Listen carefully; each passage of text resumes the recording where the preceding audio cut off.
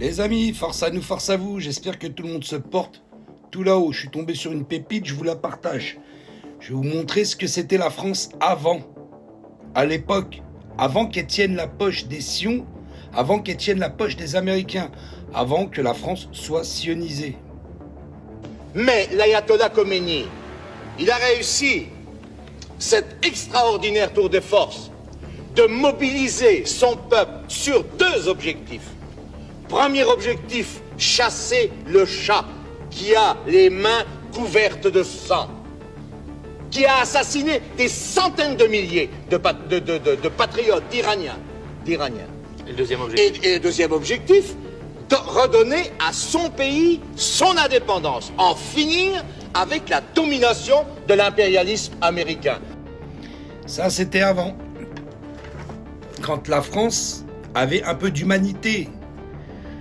Je tiens à vous rappeler maintenant que le Shah d'Iran, quand il s'est fait chasser d'Iran, a été se réfugier chez les Yankees. D'accord ? Et quand le joueur de poker Donald Trump nous dit clairement qu'il a quelqu'un à mettre en place là-bas, qui voit dans sa tête qui pourrait reprendre le pouvoir en Iran, il parle ni plus ni moins du fils du Shah d'Iran. Le mec, qui je vous le rappelle, a fait des centaines de milliers de morts à l'époque. Quand ce régime iranien est arrivé, ils ont plus ou moins sauvé le peuple iranien, même si, bon, t'es pour ou contre le régime iranien, ça c'est autre chose.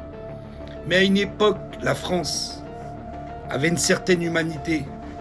Elle n'était pas dirigée par les Sions, elle n'était pas dirigée par les Américains. Et aujourd'hui, on voit clairement la position de la France depuis qu'elle a perdu toute humanité. À bon entendeur. À bon entendeur, tant pis.